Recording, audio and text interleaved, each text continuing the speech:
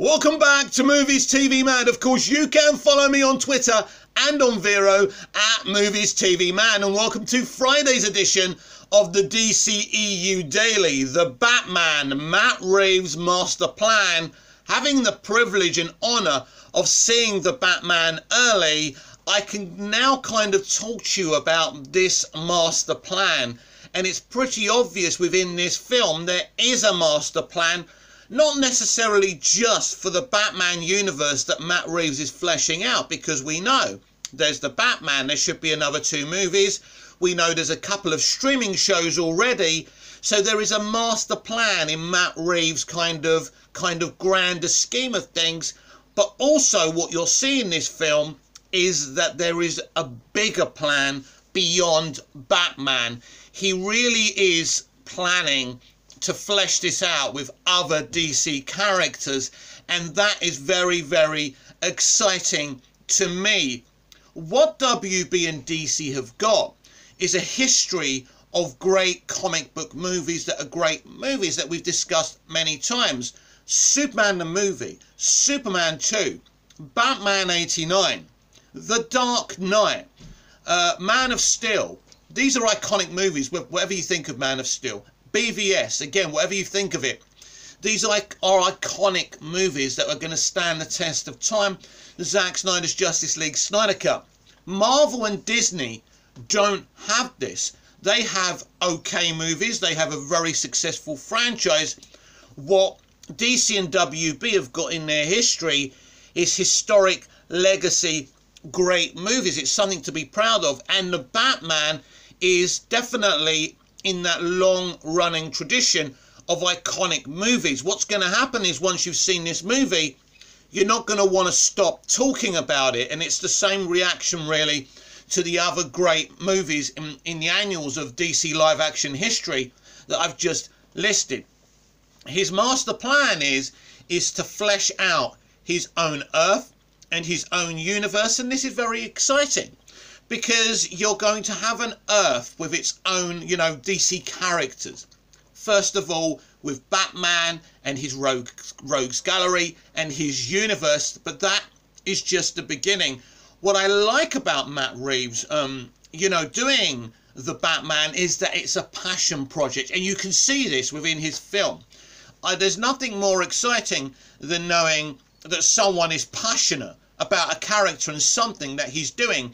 Is someone's going to make me dinner and I know they're a passionate cook, I know I'm going to get something special.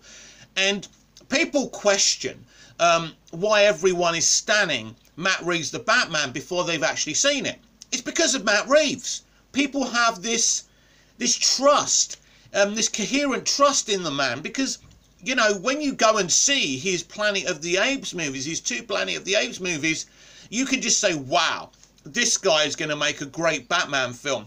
This is an important movie for Matt Reeves, which means it's going to be a great movie because he's such a talented filmmaker. I can tell you it's a great movie. From my point of view, it's a great movie. And of course, we all come from different tastes, don't we? So just because I love it doesn't necessarily mean everyone's going to love it. When I saw BVS, I thought this was going to be, the reaction was going to be a Dark Knight reaction. I thought we were going to get Oscar nominations and plaudits from the press. That's not what happened. So, I suppose you could say potentially people may hate the Batman. I certainly didn't. I have spoken to privately people who have also already seen the Batman, and they loved it as well. I think the shock element of the film, the twists in the film, really did surprise me. The ending really did surprise me, because it's a situation where you're going to be like, I need to see the next chapter. Well, the next chapter is going to be over on HBO Max with the Penguin series with Gotham PD. That's very, very, very exciting. But of course, truly what you're going to need to see is the sequel. Now, I think it's interesting because Batman Begins didn't make a lot of money.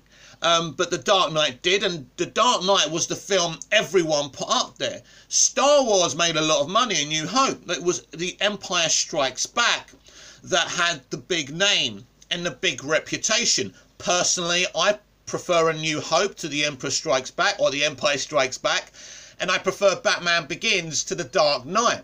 So that's interesting. It's all about opinions. But what kind of I noticed with the Batman straight away is this film is going to be a hard act to follow. And if anyone can follow this hard act, it's going to be Matt Reeves, because one thing I knew about The Dark Knight, it was going to be very, very difficult to top that movie in the third movie. Heath Ledger's death really ruined all of Nolan's plans, because he planned to have Ledger's Joker play quite a large and significant role in the third movie. And you could see he was doing things that he hadn't planned for in the third movie, because WB wanted that third movie. He had signed up to make a third movie. Now, personally, I think The Dark Knight Rises mostly is a really, really good movie, and I'm losing my voice. But it's not the movie, it's not The Dark Knight. And I think that's the issue here. I think The Dark Knight Rises, in fact, is a very good film apart. I don't like the ending. I don't like that sequence at the end when Michael Caine sees Selina and Bruce living happily ever after. I didn't like that. I didn't really like that version of Selina Kyle either. A lot of people did. In fact, I was disappointed in Christopher Nolan's use of Catwoman. And what really, really pleased me about the Batman is that every character is depicted faithfully and loyally from the comics. Now, Edward Nashton, who's our Riddler in the Batman, is an Edward Nygma. Now, this is a very, very important distinction, and having seen the film, I think it's a very, very important distinction to talk about, because I think that the Riddler that we've seen in the kind of 1960s Batman series, in Batman Forever, you know, is definitely a very different version. But he's using Ed Nashton, which is a different character, which I think is interesting. Now, he's also in the comics. And so when you talk about this Riddler's costume and you say, well, I don't like this Riddler's costume, and you're comparing it to other versions of the Riddler's costume in the comics, in fact, you're comparing it to the wrong Riddler. I, in fact, loved the costume when I saw it in the film. And by the way, the pictures you've seen on the internet don't do Ed Nashton's Riddler costume justice.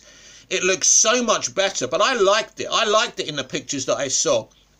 And so it's important not to compare kind of the Riddler that we've seen, that you're about to see in the Batman, to Riddlers you've seen in years gone by, because it's actually a different character. So that's why you've got to give Matt Reeves a pass here. I think it's the greatest live action Riddler I've ever seen, because the Riddler's always been difficult to translate onto live action. The Riddler, the Riddler we've seen in live action before is very, very campy, if you like. This Riddler has motivations. You know, you can relate to him.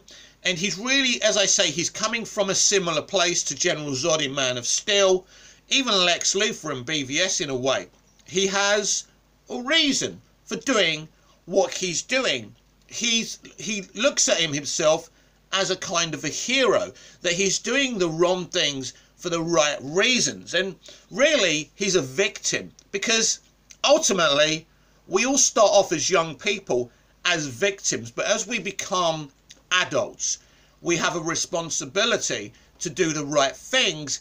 But if you've been kicked in the teeth all your life, a bit like Arthur Fleck in the Joker movie, or Ed Nashton, the Riddler, then you kind of understand why this guy is acting the way he is. Now, this is not an excuse. This is not me excusing, you know, the terrible acts that he does in the Batman, but you're certainly going to relate to this character, and by the end of the film you're going to ask who the real villains are here, as I discussed in my reaction to the Batman. And I think people are going to see this version of the Riddler as definitely the best and one of the greatest you know, comic book live action villains that you've ever seen. And I think that's very important, because again, in the annals of DC live action, we have had the best kind of supervillains, if you like. When you look at the MCU, they've had a supervillain problem. But you go back to Superman the movie, Gene Hackman's Lex Luthor may not be kind of popular now, but at the time, people loved the mixture of comic, you know, comic villainy. And I really liked that as well, growing up as a kid. You know, you've got the Penguin in Batman Returns, played by DeVito brilliantly. You've got Nicholson's Joker. You've got Ledger's Joker. You know, it goes on and on. You've got Shannon Zod in Man of Steel. So we've, you know, we can look back as DC live action fans and say, you know, WB and DC have got it right more times than they've got it wrong. We're talking about iconic movies here. And this is what Matt Reeves' The Batman is. It's iconic. So if you're one of those people saying, why are you standing a film you haven't seen before? Well, people are standing a film they haven't seen before because they have total confidence in who's made the film. And that confidence isn't misplaced. This is iconic. This is going to be historic. And credit to Warner Brothers for giving people like Denis Villeneuve and Matt Reeves the freedom to do what they want, risking not making much money. We talk about Lana Wachowski, who did The Matrix 4, a film that's lost a lot of money for WB. They probably knew they were going to lose a lot of money. So apart from the Snyder situation, Warner Brothers really have a great history of creative, artistic freedom and integrity. You could keep on going on about the Snyder situation. The Snyder situation is different. Let me explain to you why the Snyder situation is different and why they treated him the way they did. And it's not really Snyder's fault. The point is that they were trying to create a franchise to rival the MCU. And because it was so divisive and it wasn't making the money and getting the attention and having the popularity of the MCU, it made them reactive because they want to, you know, financially find the potential of the DC live action universe. And I think that's important now. I think that they've done that. They've done it via the multiverse strategy. I think everyone's going to be very pleased with the movies we're going to see, of course, including the Batman. But I'm talking about the central multiverse strategy. And I think the attitude towards the public at the end of this year, towards DC live action, will be very, very different than it is now. But going back to Matt Reeves is clearly got a strategy. He's got a master plan. He's going to flesh out this Earth 2 to be something of his very, very own, with different DC characters coming into play here in the future. And who knows what he's planning. It will not be long for you lot to be able to see the Batman. Once everyone's seen it, I will give a non-spoiler review. I will give my proper reaction, full spoiler review after, I think, a few weeks or maybe a week after release, because I can't wait for it, because it's not much fun seeing something that nobody else has seen. It's exciting for me to come here and talk to you about it, but I can promise you there is a master plan, and after he's fleshed out this Batman universe on Earth 2, then he's going to start fleshing out other characters. The world is Matt Reeves' oyster on Earth 2, and I can't wait to see what he does with that. So alongside his Earth 2, we have a multiverse strategy. If this works out, and I believe what Walter Hamada is doing is going to work out, then DC live action have something very, very powerful going forward. And I think it's going to be very, very hard for Disney and the MCU to compete. Right now, any crap that they do, people are watching. For example, they're releasing Moon Knight at the end of March, the same month the Batman is released. Now, I haven't seen Moon Knight, but having seen the Batman, I can tell you there's nothing to worry about. Personally, I think Moon Knight, which is a very popular character in Marvel Comics, should have been a cinematic release. I don't think, reading a little bit of Moon Knight, since I heard they were doing a live action version, I think that character should have been on the big screen. I think that's important. I think it's important that WB changed their mind with Blue Beetle, giving him a cinematic release. I still want the Batgirl movie to get a cinematic release. I think it's unfair that, you know, her first adventure in live action, you know, in a very long time, since really, I mean, we had Batgirl in Batman, is it Batman and Robin, isn't it, right? Not a great depiction. No offence to Alicia Silverstone, who's got great quality. It just didn't work, and of course the 1960s Batgirl. So she deserves to be on the big screen.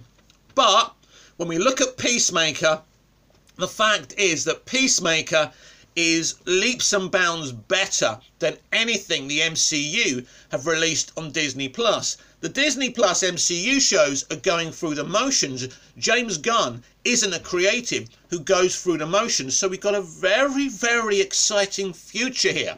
So I don't want to hear, look at the MCU, look at the MCU, they have a successful fun franchise. But what we're seeing here with Peacemaker, the Batman, what we got coming up, Black Adam, you know, The Flash and Aquaman and The Lost Kingdom, we've got movies done by creatives putting their heart and soul. So there's no need to be envious of the MCU anymore. This is a huge, brave new world. It's coming this year, and it's very, very exciting. This has been the DCEU Daily. I'm Mick, your host with the most. Just ask your girlfriends and your wives. Please like, share, comment, subscribe, hit the notification bell so you never miss this perfection. And I'll see you again tomorrow with even more DCEU Daily. Until then, goodbye, au revoir, auf Wiedersehen.